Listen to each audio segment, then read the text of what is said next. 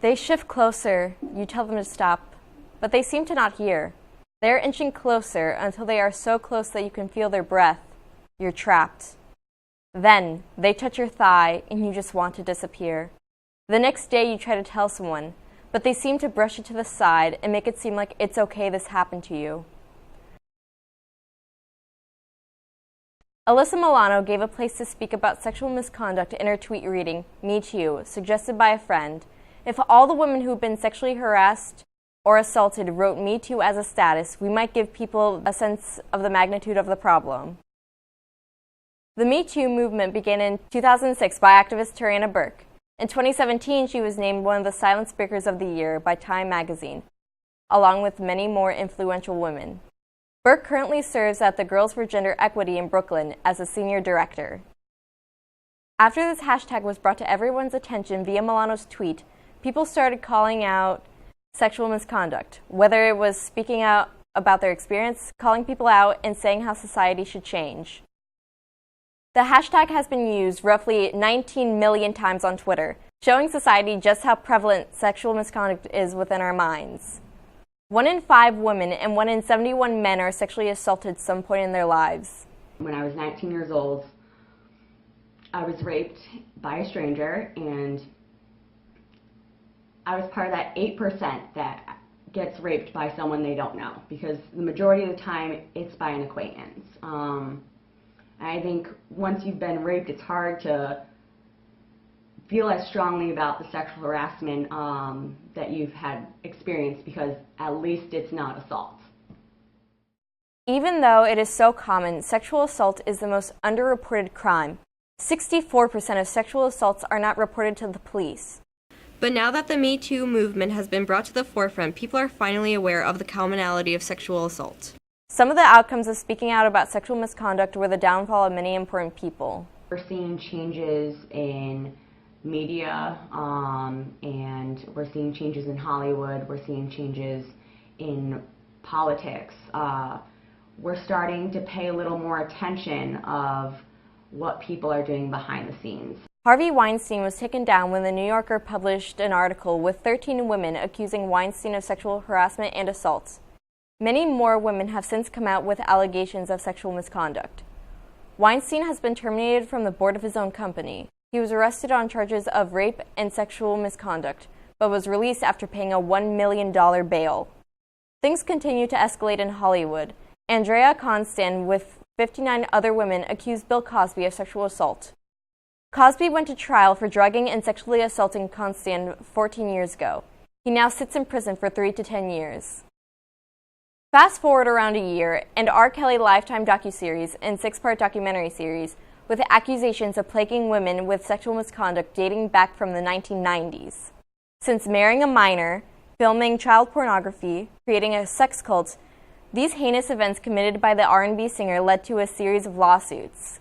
After the Me Too movement, victims started speaking out to the press about what R. Kelly did. There is also the hashtag #MuteRKelly, encouraging people to sever ties with the singer. Not only are celebrities getting punished for sexual misconduct, but workplaces are changing. It's exciting to see corporations who are firing officials who have abused their power over the years. Before there was change to dealings of sexual misconduct in a professional setting, steps weren't taken to stop this. 21% of Americans experience sexual harassment in the workplace. On one occasion, I had reported a manager who had continued to make sexual advances, and I turned him down, so he followed me home and things kept snowballing, and I went to HR and I asked if there was something they could do.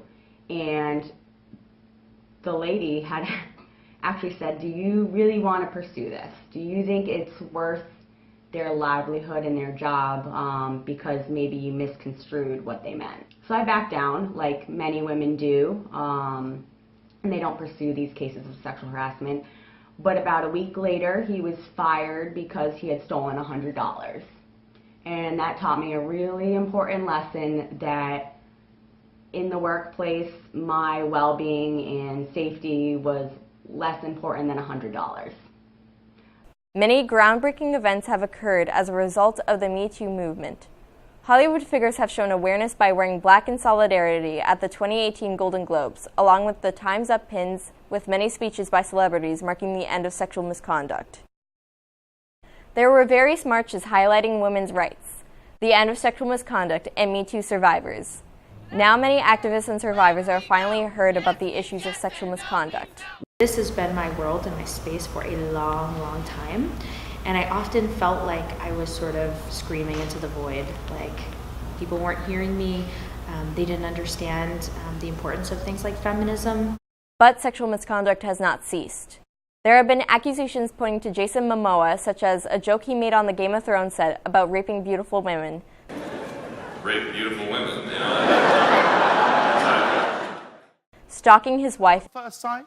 Listen, it was more than that, because ever since I was like 8 years old and I saw it on the TV, and I was like, Mommy, I want that one. I'm like, I'm gonna stalk you for the rest of my life, and I'm gonna get you. Oh, did you? Was there stalking involved? Full-fledged stalker. And touching his kids inappropriately. The question on whether Momoa is a child predator has no answer. There has been controversy saying the video was manipulated, and no amount of lateral searching can answer the question. The infamous Brett Kavanaugh trial has been a point of contention.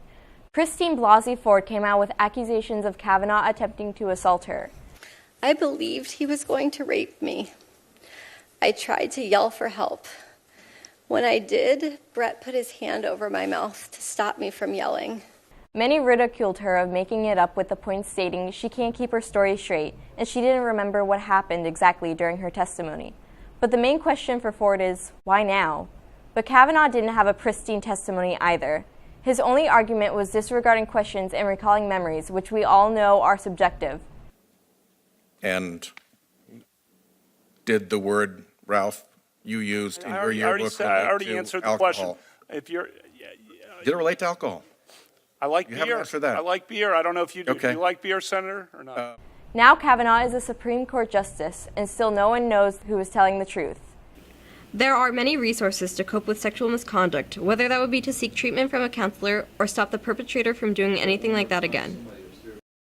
When people have sexual assault, they have very similar reaction to people who have gone through war or combat, right? There are many symptoms of PTSD, including anxiety, inability to sleep, nightmares, flashbacks, as if it's happening all over again. This trigger brings them right back to the moment it happened, right back to the experience that they're not able to stop. They just keep occurring without any mental control. We do a three-part model. So the first thing that we do is we assess safety. So first of all, we want to make sure that the person knows how to handle their physical symptoms that are happening. Like I might teach, how do you get through a panic attack, right? Controlled breathing, helping people feel safe in their bodies first. The most important part for sexual harassment in the workplace to cease is reporting what happened so actions can be taken. When these egregious situations come out, everybody's saying, well, that happened to me too, that happened to me too. And from at least a management perspective, it's very difficult to deal with issues in the workplace if you don't know about them. Yeah. And so that's the key, the most important takeaway, I think, is that you have to report it, you should do it quickly, and give all the key things so that people can follow up on it. But only 30% of women think that their employer will handle the incident properly. The most reprehensible part of the movement, in my opinion, is people having to come out and tell these stories, which are difficult and hard, and it's not easy to do. With the Me Too movement, there is a safe place where sexual harassment will be taken seriously. The Me Too movement has affected everyone on many levels of society. I believe the Me Too movement has definitely already started to shape America, but has a lot more to do. Now there is more awareness and empathy for this important subject that affects so many people, proliferating from our psyches to social media. It's something unspoken that is finally coming to light. At the end of the day, the Me Too movement is an idea. Ideas cannot be broken. Ideas cannot be silenced, especially in the digital age where women, men, humans are not afraid to speak up.